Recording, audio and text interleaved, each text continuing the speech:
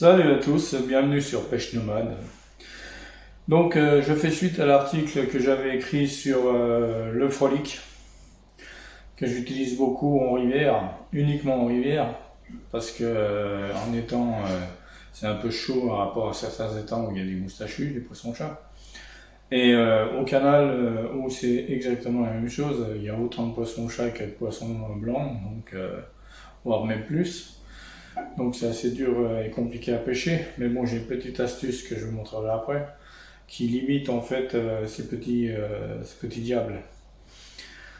Donc je vais vous présenter un peu les ingrédients que je vais utiliser. Tous ces ingrédients ne coûtent pas trop cher, heureusement, parce que moi je préfère faire quelque chose qui coûte presque rien, ou beaucoup moins cher qu'une mie du commerce.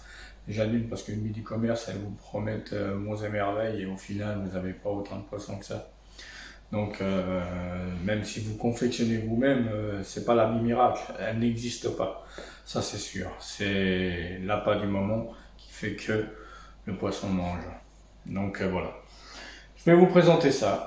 Donc tous ces petits ingrédients qui ne payent pas de mine mais qui m'ont rapporté beaucoup de résultats. Donc voilà. On va commencer par la base. Le frolic. Voilà, le vrai frolic, hein, pas le frolic blin hein, de bas de gamme. Donc le vrai frolic que le Kaiser mange. Celui-là il est tout frais. Voilà, on peut voir, il se casse tout seul. Donc celui-là je vais le réduire en poudre. Et après pour vous montrer comment on confectionne tout ça. Il me reste encore un peu de farine de maïs. Donc pareil, je vais l'utiliser. Ensuite, nous avons des œufs. Pour ceux qui reconnaissent, top budget de la marque Intermarché. Je fais pas de publicité pour eux, mais bon, c'est moins cher. Surtout pour les poissons. Ensuite, nous avons du Hot Demon, tout le monde connaît ça. Ça sent bien la mort. Et moi j'adore. Ça fait longtemps que je l'ai en plus, et vous voyez, hein, j'utilise pas autant que ça. Donc, pour le conservateur, j'ai du conservateur là-bas, exprès pour les bouillettes. Mais je ne vais pas l'utiliser, je préfère encore de loin le vrai conservateur, c'est-à-dire le sel. Ça limite un peu dans le temps. Mais bon, ça limite pas grand-chose, mais ça limite quand même. Ensuite, bon, je pratique la musculation depuis assez longtemps. Pas très longtemps, mais assez longtemps pour avoir bon, j'avais déjà un bon gabarit avant. Et j'utilise de l'huile, mais soit je prends de l'huile de l'huile d'olive, pardon, ou de l'huile de pépin de raisin. Voilà. L'huile végétale, c'est-à-dire l'huile végétale tournesol, tout ça, excusez-moi, j'en ai pas. Donc vous pouvez l'utiliser, moi j'en ai pas. Donc je prendrai ça. Autre chose, bien sûr, important, un moulin qui fonctionne et qui réduit bien en poudre. Donc moi en l'occurrence c'est un petit moulin à café que j'ai acheté pas cher. Une balance. Généralement je fais au pif, mais bon je vais essayer de faire correct. Et la petite astuce qu'il faut contre les poissons-chats, mais bon, je le fais ou je le fais pas, ça dépend. Si j'ai envie de pêcher au canal ou en étang, et où il y a des chats, j'ai des graines de lupin. Voilà, des graines de lupin. Alors soit je les fais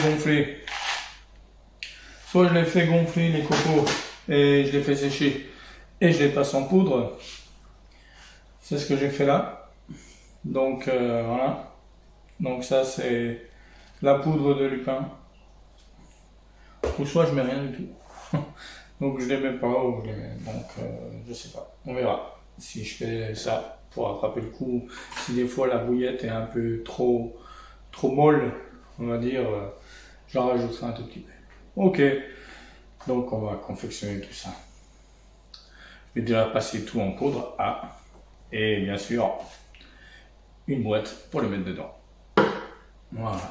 Donc tout à l'heure, petit à petit, je vais vous présenter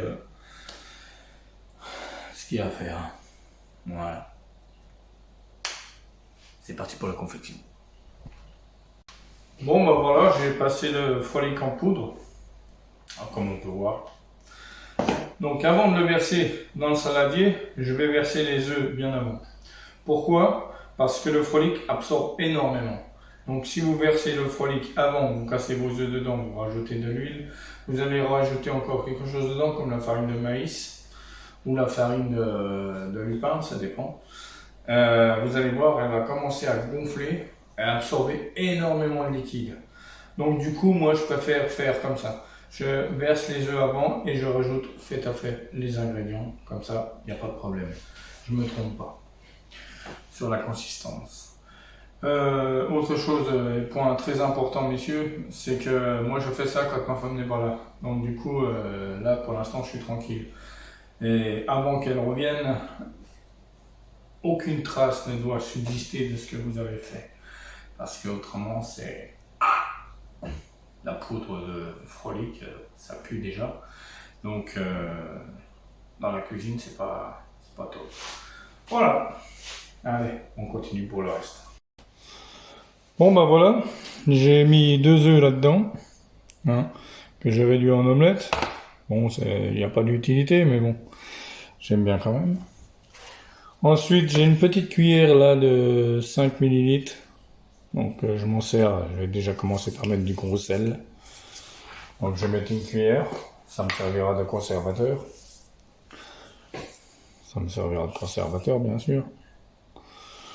Allez hop. Du gros sel.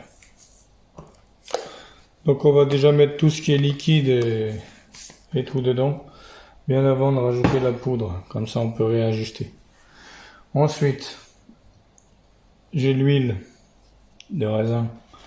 Là c'est pareil, je garde la même cuillère. Hein. Ce sera plus facile pour confectionner les billes si on en met 2. Je rajoute. Voilà, ça fait 10 ml. Ok. Voilà. Ce qui est pour ça. Et bien entendu, le Hot Demon. Alors là, messieurs, attention. Ça va embaumer la baraque. Vous avez intérêt à ouvrir les fenêtres après. Hein. Donc là, c'est pareil. Hein. Je suis généreux, je vais mettre 10 ml. Ça enlève pas le goût du frolic. Hein. Au contraire. L'aspect frolic est toujours là. Voilà. Après la cuillère, je pense que... Ouais, je la fous dans la poudre. Bien refermer le flacon. Parce que ça, c'est une odeur qui persiste. Voilà. Ensuite, on prend la fourchette.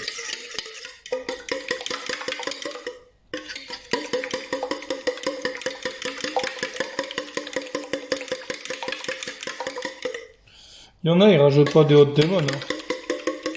Ils mettent juste le frolic. Hein. Mais moi, j'aime bien mettre du Hot Demon. Dans mes bio frolic.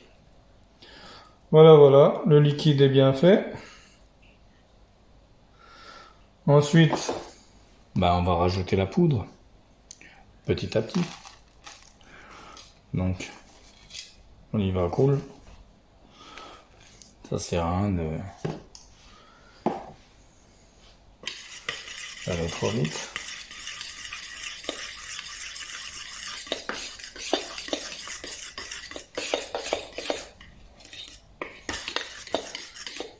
Vous voyez pourquoi il faut y aller cool. Si vous laissez reposer ça, vous allez voir. Là, ça commence déjà.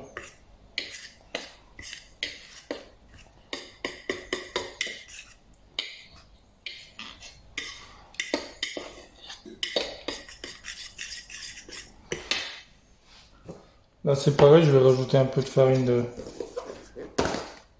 maïs. Voilà, c'est pareil, hein, j'y vais cool. Bon, après, les proportions, j'ai pas l'habitude de les faire, alors du coup, je fais au feeling. Là, ça va bien sécher le bordel.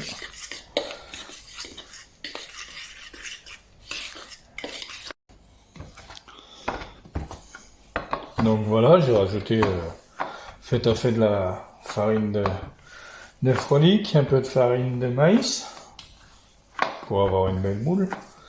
Et là, on peut constater qu'il n'y a rien qui colle. La poudre est bien, elle colle plus au doigt, elle colle plus à la main. Là, je peux faire une belle boule. Ouais. Là, ça sent légèrement le Hot Demon, mais ça sent le frolic.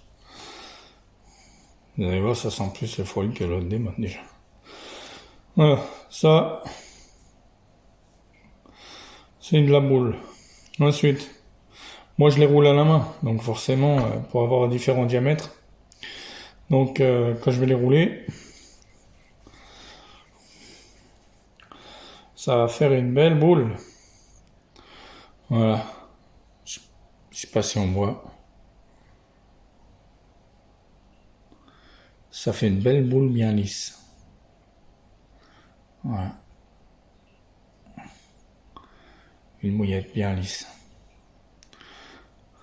Je fais ça. Voilà. Donc, je vais en confectionner quelques-unes de différentes tailles. Et après, je vais les faire cuire. Je vais les sécher un petit peu. Il n'y a pas besoin de les sécher beaucoup, hein, de toute façon. Et je vous montre après. Bon ben voilà les gars. Ma confection de billes est terminée. Je les ai fait sécher un peu 1 heure ou 2 au soleil. Pourquoi pas plus longtemps? Parce que je préfère qu'elles restent assez fraîches. Moi je les conserve pas très longtemps, au maximum 2 semaines, 3 semaines, et après voilà quoi. Elles sentent un peu le frolic bien prononcé, soit vous les gardez pour le silure, lui ça le dérange pas, et puis pour la carpe à éviter quoi. Donc du coup voilà, donc je vous présente un peu l'aspect. Vous voyez, j'ai mis un peu de poudre de frolic, pour quelle raison? Simplement pour enlever l'humidité qui pourrait rester dans la boîte. Et voilà, ça donnerait à peu près ça.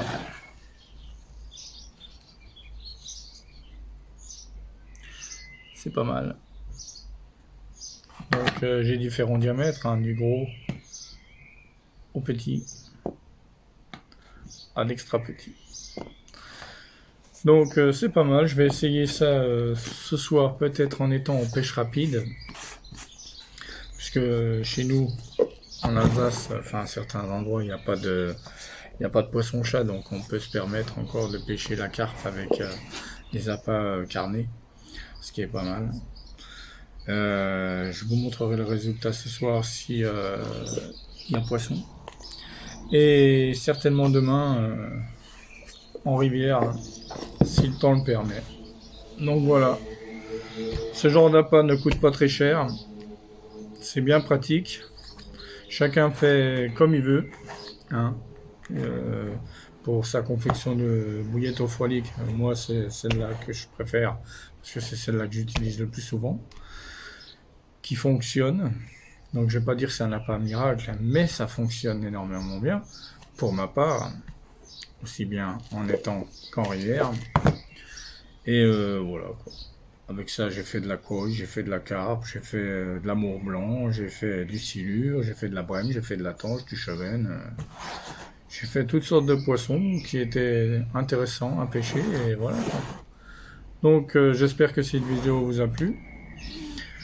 Et à bientôt pour un résultat, un récit et bonne continuation sur Pêche Nomade. Salut!